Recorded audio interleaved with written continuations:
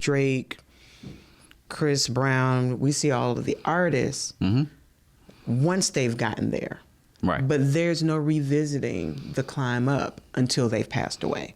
There's no revisiting the struggle until there's, and they don't typically make a movie about them until they're gone. Tupac, Right. you know, Biggie. So well, we got to witness Whitney's journey at the same time. Yeah. Like R&B artists let you behind the scenes sometimes of their life. Like we know Whitney's story from beginning to end. We know Tina Turner's story from beginning to end. I think those artists were very confident in themselves, so they allowed you to sojourn with them through their life and their challenges. The reason why they allowed that to happen is because they engaged in legal activity.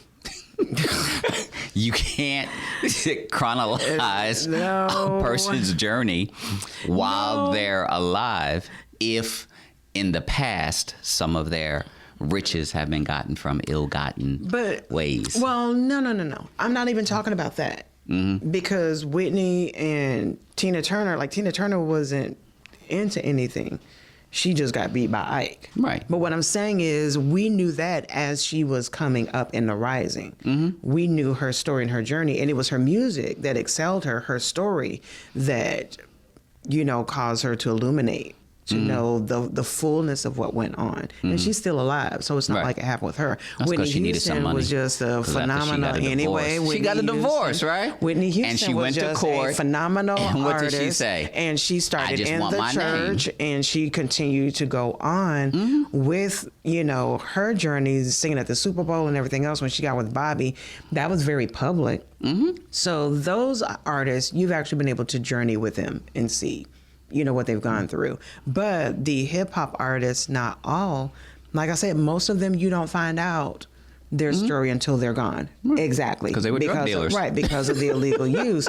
But my whole point is that some of the independent artists and upcoming hip hop artists, they don't have that knowledge of that journey in between. So they think, I rap as good as Drake, I should get paid. Right. But there's a story between there that they don't see. So as I try to consult and get them prepared for that, there's often pushback because they want the life, but they haven't done the work. They haven't renewed their mind. So once again, there's, in everything that you do, there is the showmanship aspect, but then there's also the behind the scenes aspect. Right. You get on stage, somebody got to turn the microphone on. Exactly. So you need an AV person. You need a lighting person. Before you stage even get managers. you even get there, you got a contract. You're going to an event. Like, you need to know where the event is, what is it's going to be entail with that, how much are you getting paid for And some of them don't even show up. And then get mad if they don't get a check. It's like, you didn't show up. But sometimes they feel, well, even if I don't show up, I still should get a check. You're not a boxer. You don't get to go 3 seconds and get knocked out and still get $1 million. That's not what that is. Is that the going rate? I'm going to change professions. I get hit me for a meal. I can go 3 seconds now. Fall out, play possum. I'm good. I'm saying. Y'all let me know when you cut the check. I'll open up one eye. Right. Are we good now? We good? And then I get back up. Yeah. We can make that happen. For real. I think that's the problem. Quick money. People are looking for it quick, fast, in a hurry. They want to get rich quick. Right. They want a microwave. But there is no such thing as get rich quick legally. Yes, there is. Okay. Enlighten me. Illuminate. Share with our listeners. If you have a desire to get rich quick and not be arrested for the manner in which you have obtained millions, it is called a jackpot lottery or a scratch off. Now, your opportunity and your chance to, however common, it has been known that Ed McMillian has knocked on a couple of doors with a great big old check. Ed McMahon. Yeah, remember the Publisher Clearinghouse? There's actually a show on now that My Lottery Dream Home. And it's about people that won the lottery. Right. And they look for their dream home. And I only saw one episode. I was getting my nails done, so I was forced to watch it. but intrigued. But one episode, it was an older couple, and their dream home, it just didn't have stairs. They had $1 million, but they weren't trying to buy. The lady was like, a jacuzzi's not really my thing. Maybe my husband will like it. Well, when you go from the trailer park and you get $1 million. They had a very nice home. They had a 2-story home, but they wanted a single level home. Well, they didn't need millions to do that. They just needed to sell their existing home. It didn't matter. And reinvest into. I didn't listen to why. I came in the middle of it because, of course, in the show they ask, how long have you been here? Why this is the house my grandparents grew up in, my whatever. Everybody got a story about the house that they're in. But because whatever, I don't know what their story was, but it excited me that they didn't get millions and think Chateaubriand. They were just like, you don't even know how to spell it. So once again, I think it goes back to mindset. No, they know how to spell it. These people were not from they were from Asgard. These people, oftentimes, these people were educated. Oftentimes, the people that win the lottery are usually people that don't have the best fiscal mindset. No, these people were in their right minds. He was retired post office or something like that. That would be the exception to the rule. Because I'm talking about these people, and I'm not generalizing and summarizing any and everybody. I'm talking about one individual that took their millions and decided to use it for something practical. They were wonderful. Like, we're old. Not everybody will think that way. I'm sure if I watched a few more episodes, depending on what that lottery money was, I'm sure it was some outlandish, because even in the when they're doing the little clips and stuff, they're showing all the big houses and the lions spitting water and all that other kind of fountains and stuff. And even then, depending upon what the objective is of the movie or the television series, if the objective is, hey, we're going to show people that they can have millions and spend it wisely. So they're only going to get people that fit that vision. Versus another executive producer that may say, well, hey, let's do a documentary of people that won millions and they just threw it all away.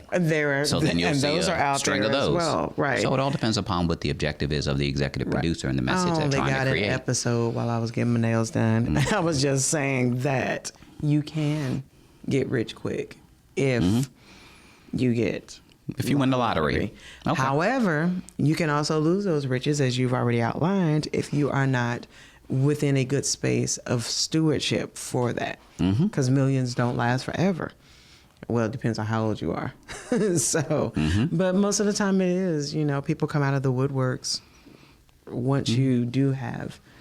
And I think at the end of the day, if a person expects to be rich or wealthy, they have to marry risk.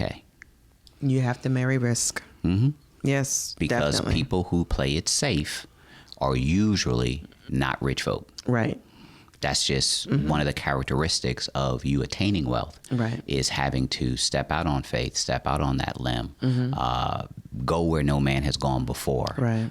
Invest monies where other people aren't investing, because if everybody's investing in a particular stock, then the stock prices are going to go up. You're not going to get a good deal. True. But you go to that penny stock, you go to that IPO, no one has invested in it. Right. You're the first. It blows up.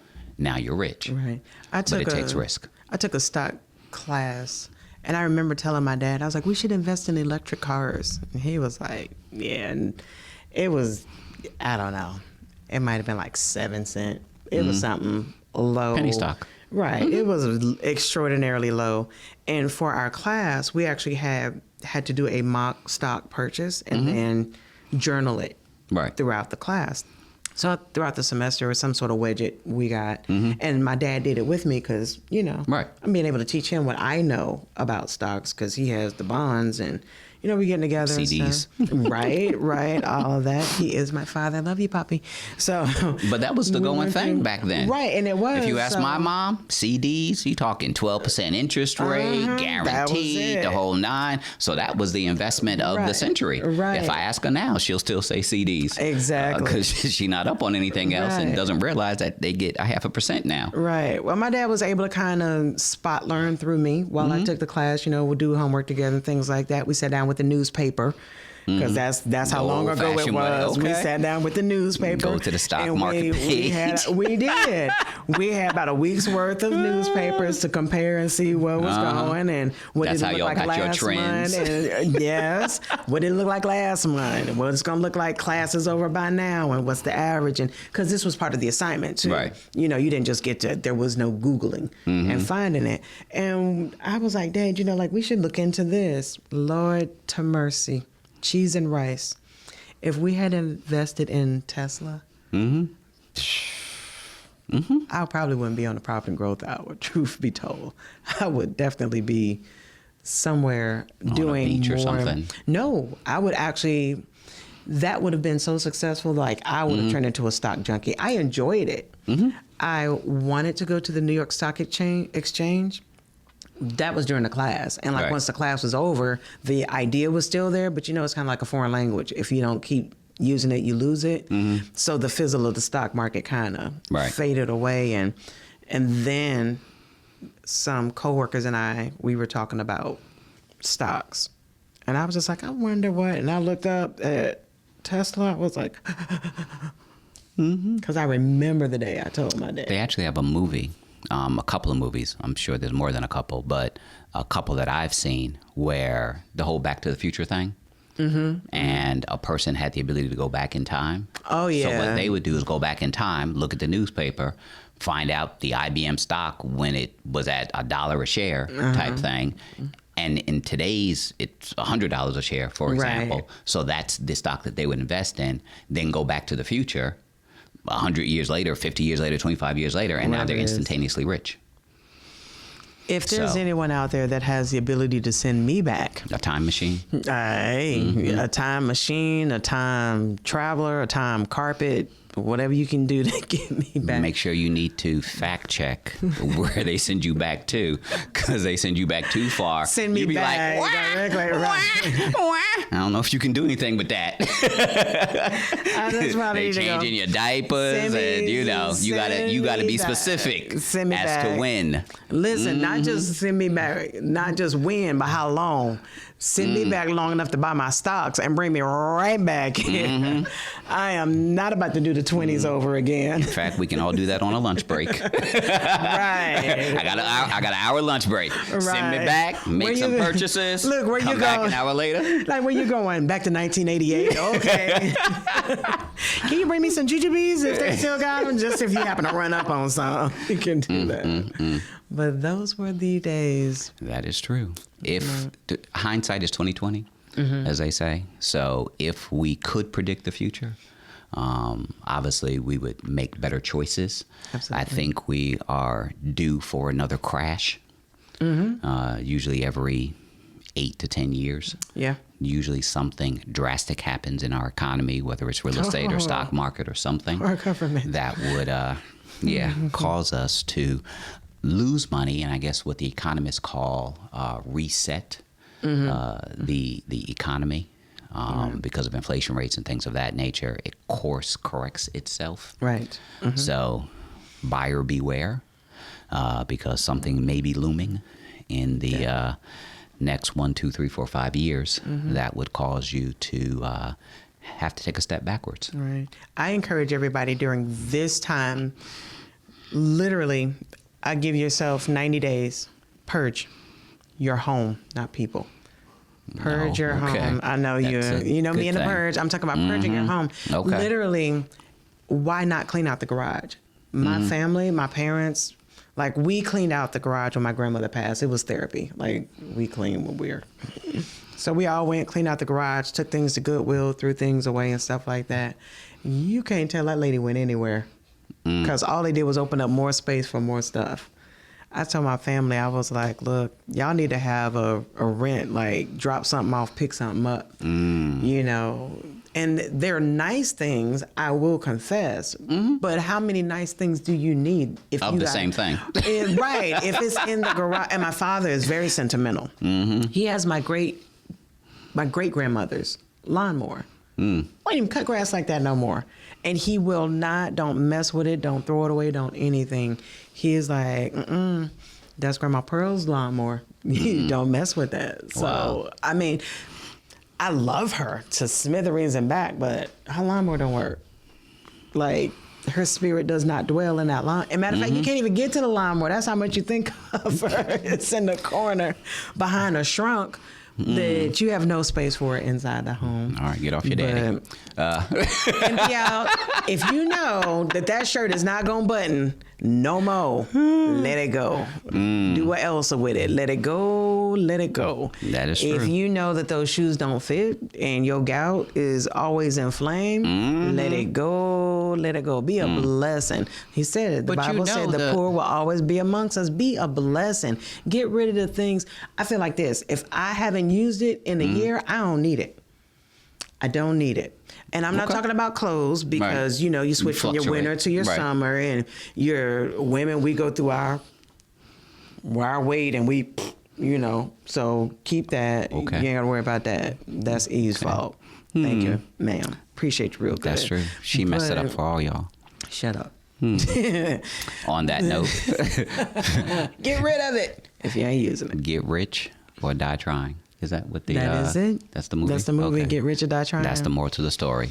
Family, you've been tuned in to the Profit and Growth Hour here on WDRB Media, the voice of the community. Javon. What's up? Yo, lot cheese and rice. It's your boy up in the... I was joking.